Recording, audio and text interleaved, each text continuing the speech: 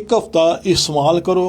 जिस मर्जी लैबार्टरी च जाके अपना यूरिक एसिड चैक करा लवो, अपनी दर्दां चैक कर लेना, तुहाडियां रिपोर्टां नॉर्मल होणगियां। मूली लैनी है, सफेद आम मूली जिहड़ी असीं घरां च इस्तेमाल करने आ, इनू अच्छी तरह धो के ते 4 पीस करने ने कट के इस तरह, ठीक है। तो इनू तुसीं छत दे उत्ते तरेल लटका देना, किसी तार नाल बंन देना, कपड़े वाली तार नाल, ठीक है। तो सारी रात ये तरेल पवे, ओस पवे, अजकल मौसम शुरू हो गया, तो सुबह उठ के तुसीं इनू खा लेना। एक हफ्ता इस्तेमाल करो। जिस मर्जी लैबार्टरी च जाके अपना यूरिक एसिड चैक करा लवो, अपनी दर्दां चैक कर लेना, तुहाडियां रिपोर्टां नॉर्मल होणगियां। अच्छा, हाँ जी, एडा जबरदस्त टोटका समझ लो, इनू इलाज समझ लो, लेकिन कमाल दा टोटका।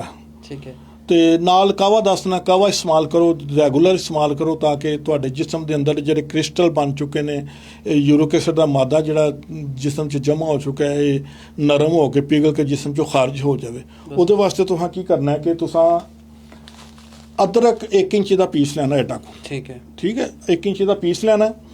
उस तो बाद जीरा चम्मच का तीसरा हिस्सा, ठीक है, ठीक है। अजवैन 2 चुटकी, ते पुदीना 2 तो 3 चुटकी, अगर सब्ज़ है तो 7-8 पत्तियां डंडी समेत। 1.5 कप पानी च पा के उबालना है। जो 1 कप रह जाए ये शहद वगैरह मिला सकते हो तुसी। अगर शुगर के मरीज़ हो तो वैसे ही इस्तेमाल कर लवो। ये सुबह शाम इस्तेमाल करो, इंशाल्लाह ये ना तजाबियत रहेगी, ना गैस रहेगी, ना तुहाडा यूरिक एसिड रहेगा, तुहाडियां दर्दां भी इंशाल्लाह बेहतर हो जाणगियां। असल यूरिक एसिड प्योरीन एक मादा है जिहड़ा कि साडी असीं खुराक दालां वगैरह, गोश्त वगैरह ਇਹੋ ਜਿਹੀਆਂ चीज़ां ज़्यादा इस्तेमाल करने तो ਉਹਦੀ वेस्ट प्रोडक्ट के तौर पर जिसम च बनता है।